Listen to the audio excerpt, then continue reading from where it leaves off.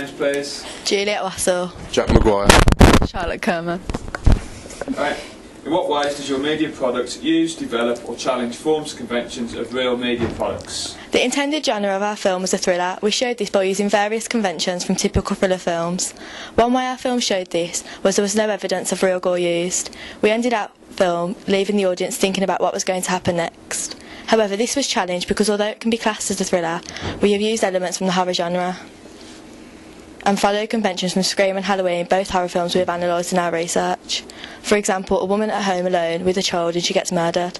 This follows the basic conventions from Scream. Another example taken is the knife. We used two inserts of the knife, one before and after the murder took place. This was used to make the scene more dramatic without seeing the murder, as this is what would be seen in the horror. We developed forms and conventions in the credits. They follow the theme from Halloween. In some of the thrillers we have analysed, we noticed that the font size and colour was different to what we happened to use. In Seven and Red Dragon, the font was bold and of an average size. The font colour faded from white to red, which was also significant. However, our credit showed similarities of both thrillers and Halloween. We used font which was a big and bold, and whilst editing we added a regular and an earthquake effect. This was to make it differ from all basic thriller films. After watching our film over, we found that the amount of conventions taken from the horror genre outweighed those took from thrillers. Thriller and horror films are hard to separate as they are similar codes of conventions to an extent. So as a result of our group found it difficult to determine the final genre of our film. However, we came to the decision that it was a thriller. How does your media product represent particular social groups? Within our media project, we represented working class single mothers both in a positive and negative light. We represent single mothers in a positive way by showing that they are independent and reasonable. That's the one. This is shown through many scenes during our opening thriller. One of which is how she runs a house independently and cares for her child, which is specifically shown when she is tidying up after her. However, in comparison to this, we also see representations of working class women as being vulnerable and less strong than males, as the woman wasn't able to defend herself. As well as this, it could also show how a male is the more dominant figure and shows that males are more violent. What kind of media institution might distribute your media product and why?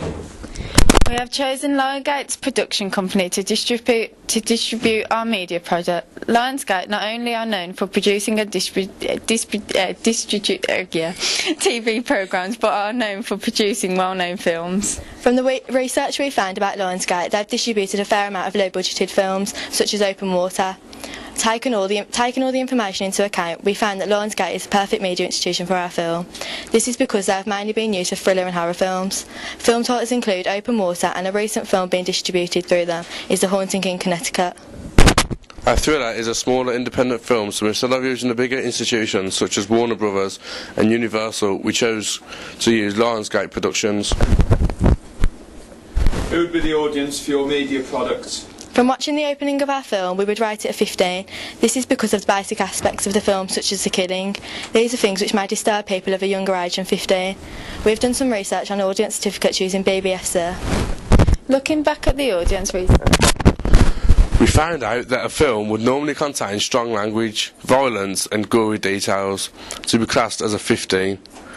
So if our film was to be distributed, this is the audience certificate it would be given. Looking back at the audience research we collected, our film would attract more males than females between the ages of 16 to 25. As the audience research states that males prefer thriller and horror films compared to the vast majority of females who prefer rom-coms and dramas. Males between these particular ages would be more interested in our film because of the genre and because it is a thriller. The film isn't predictable, and unpredictable films are not aspects of films which women neither desire nor expect within a film. How did you attract or address your audience?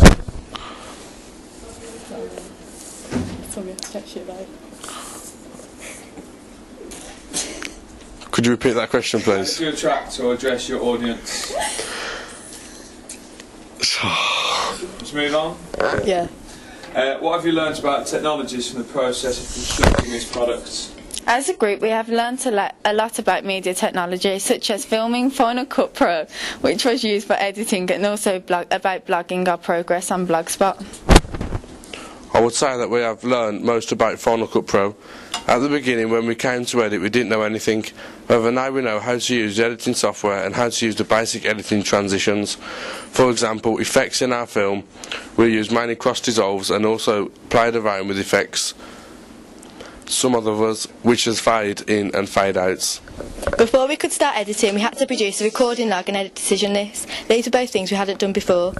We learned the significance of why both lists had to be completed and how to record the information correctly. Both lists are essential when editing. Following on from this, we learned how to merge specific shots together to make them flow one after another. Not only have we learnt about editing, we've learnt more about camera shots, what shots work well together when creating a certain effect, such as low angle shot to represent importance. Also, Mr. Sun, we learn, whatever it is, we learn how to use appropriate props to create different meanings to the audience. For example, the toys scattered around the living room to represent a child. When editing, we also learned how to add in an audio track, how it adds tension and drama of the opening, and the differences it makes by having music compared to having none. Looking back at your preliminary task, what do you feel you've learned in the progression from this to the full product?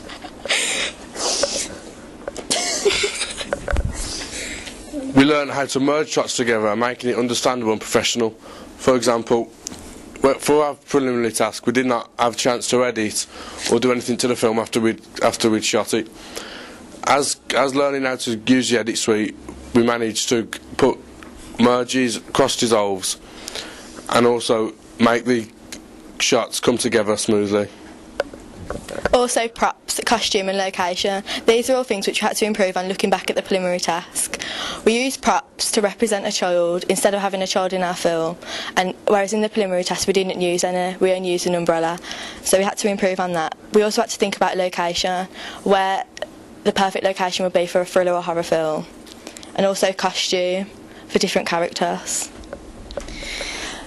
Also, we became familiar with the video cameras, as we was able to play around with different shots to give different effects to different scenes. Can we go back to number 5, please? Can we start?